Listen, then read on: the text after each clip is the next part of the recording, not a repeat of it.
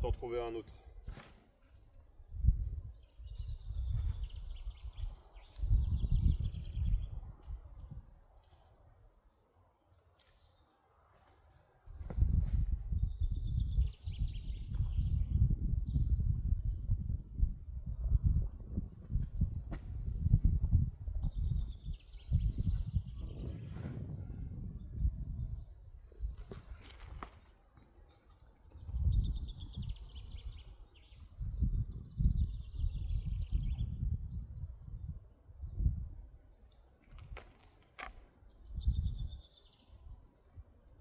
Je sais pas si vous allez bien voir. Mais là, on a une belle étoile là. A priori, on n'a pas trop de nœuds. Par contre, il a un peu... voilà, comme on voit qu'il est pas rond, il va peut-être être un petit peu tortueux, mais en vrai, ça devrait aller. Il n'est pas tant que ça, quoi. Il y a eu une belle croissance pendant le début. Et après, je vous montre, pour ceux qui ne connaissent pas bien, comment on lit un petit peu la vie d'un arbre. Vous voyez, donc là déjà on a la fameuse croix là, et de l'autre côté elle est encore plus grosse. Et donc là, comme vous pouvez voir, on a eu au tout début, là en fait l'espace entre deux anneaux, c'est ça qui démontre la vitesse de croissance. Donc on voit qu'il y a des années, tout début, là il a eu les 4 premières années, on a eu une croissance qui était plutôt légère. Et là on voit, il a eu même des croissances qui ont été de plus en plus rapides. Et là on a repris un frein. Jusqu'à il y a 10 ans, 5-10 ans, où là on a vraiment une croissance très ralentie. Parce que là les anneaux sont très serrés. Voilà.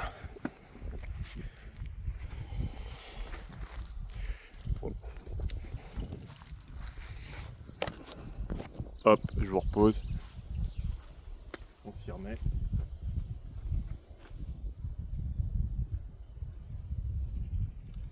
Et donc voilà, comme je disais, à défaut de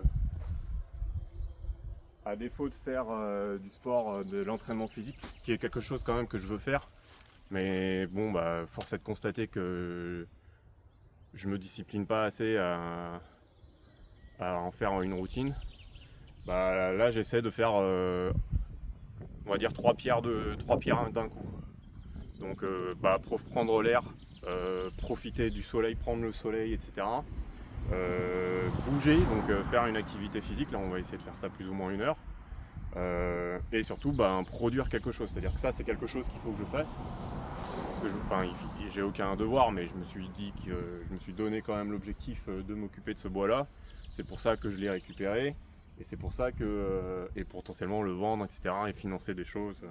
Je vous en ai un petit peu parlé hier, de toute façon ça reviendra un petit peu de manière récurrente, puisque l'idée c'est aussi de voir, pour former un peu une solidarité quand même, et voir si idéalement un jour je peux ne pas plus avoir enfin si je peux donner mes services, mon temps, etc. pour aider des gens qui ont besoin.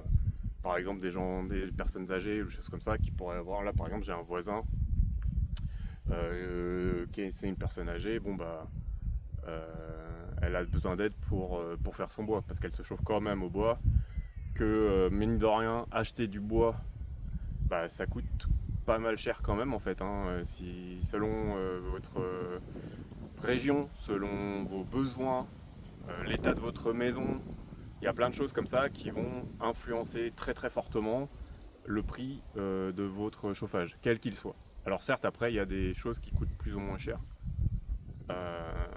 mais dans tous les cas, ça coûte cher. Moi, je vois par exemple, je pense qu'une saison de bois, ça me coûte au moins 1 500 € si je l'achète à des professionnels. Mais on peut, je pense qu'on peut taper dans quasiment 2 000 €. Et pourtant, j'ai fait isoler la maison, etc., etc. C'est juste que quand tu prends, je sais pas, mettons 15 terres, 15 mètres cubes, et que le mètre cube de bois, au minimum, ça va être du châtaignier, et qu'il est à déjà 80 euros, et que moi j'ai pas pris du châtaignier, j'ai pris du chêne pour avoir un meilleur rendement calorifique, donc essayer de brûler moins en volume de bois, bah, ça passe à 120 balles. 120 balles. 120 euros, c'est énorme. Quand tu fais x15, bah, t'es à 15. En plus, c'est sans la livraison. La livraison, ça dépend, mais ça va être entre 60 et 120 balles selon le moyen de transport pour la livraison, etc. etc.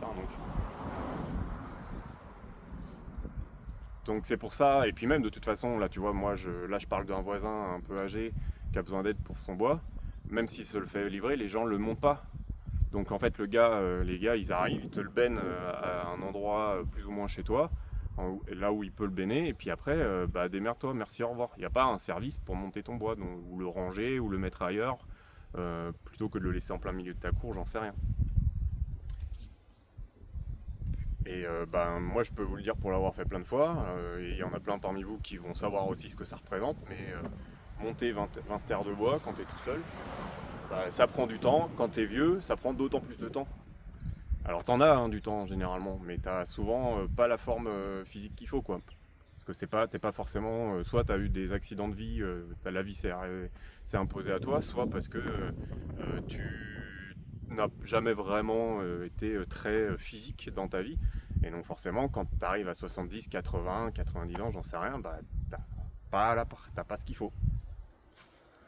Bref, et donc moi ce que j'aimerais pouvoir réussir à faire, notamment via YouTube et les réseaux sociaux, c'est à générer un revenu qui me permettrait d'être plus disponible pour aider les gens alentour de moi, quoi.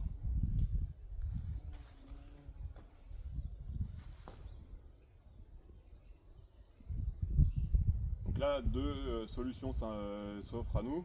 Soit on fait la basique, on le fend en l'épluchant, soit on le fend d'abord en le fendant, en suivant les signes qui nous sont donnés. Moi, je vais vous conseiller de toujours le faire en épluchant, parce que ça sera moins de travail en fait. Parce que quand vous épluchez, chaque morceau qui tombe, c'est un morceau que vous n'avez pas besoin de ramasser, quasiment jamais. Il est fendu, il est fendu. Alors que là, si je le fends en 4, parce que là, il se propose d'être fendu en 4, l'autre de tout à l'heure me proposait d'être fendu qu'en 2. Donc je l'ai d'abord fendu en 2 quand même, parce que je me suis rendu compte que l'épluché, il y avait un endroit, mais je ne savais pas à ce moment-là, parce que j'avais pas testé ailleurs. Il y avait un endroit qui voulait pas se faire éplucher de manière bienveillante. Il a fallu forcer un petit peu. Bref. Donc du coup, je l'ai fendu en 2 dans l'espoir que ça reste quand même un peu debout, parce que c'est chiant de ramasser du bois pour le fendre après direct, se baisser, etc. tout le temps, c'est chiant. Donc je l'ai fait ça, et dans l'espoir que ça le fragilise un peu. Je ne sais pas si ça va marcher, mais en tout cas, j'ai effectivement réussi à le fendre quand même en 2, mais pas trop fort, pas trop pour qu'il reste quand même debout longtemps. Et d'ailleurs, vous avez vu, il est resté debout tout le temps. Jusqu'à la fin, c'est resté debout, et donc c'était parfait. Là, on va quand même essayer de le... Et d'ailleurs, vous avez vu, hein, je l'ai fendu en 2, mais après, je l'ai pas fendu en fromage. Quand on parle de fromage, je l'ai fendu en l'épluchant quand même. Bon, là, on va faire pareil, on va voir comment ça se passe. Et peut-être que je vais comprendre à force qu'en fait, quand c'est du résineux comme ça, surtout quand c'est des gros machins comme as, potentiellement, ça sert à rien. Commence par le fendre là où il a envie de l'être fendu, et après tu l'épluches. Il y a des arbres qui se fendent très très bien, même quand ils ont envie d'être fendus, ils se fendent très très bien, ou en tout cas mieux, en l'épluchant d'abord. Là en plus il veut se fendre en 4, donc en fait le fait qu'il veuille se fendre en 4, ça va être potentiellement moins de stabilité quand je vais fendre le reste. Donc potentiellement plus de faut se baisser pour le redresser, pour le taper, et gna gna gna gna.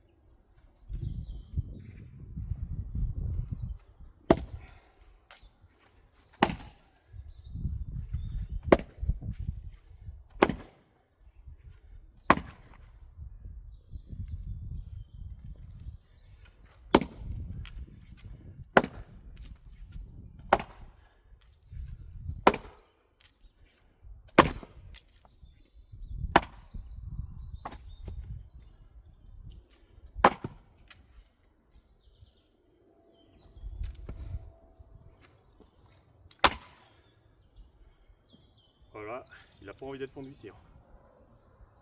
On voit, c'est vraiment genre, là ça bouge pas, et en haut les fibres elles partent quoi. Wow, vous avez vu comment il me l'a dégage. On va continuer, c'est pas grave.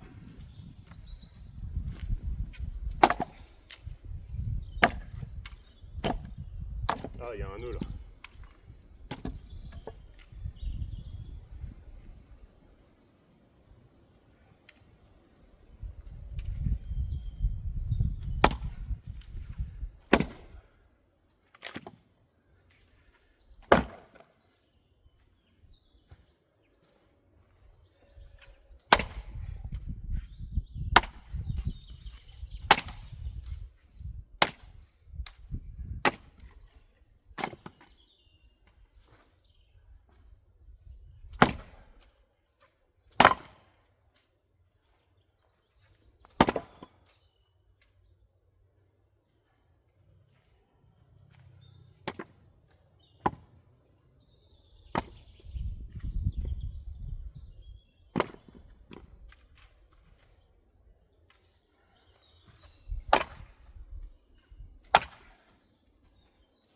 Oh, il y a un nœud là-dedans, on va trouver un truc.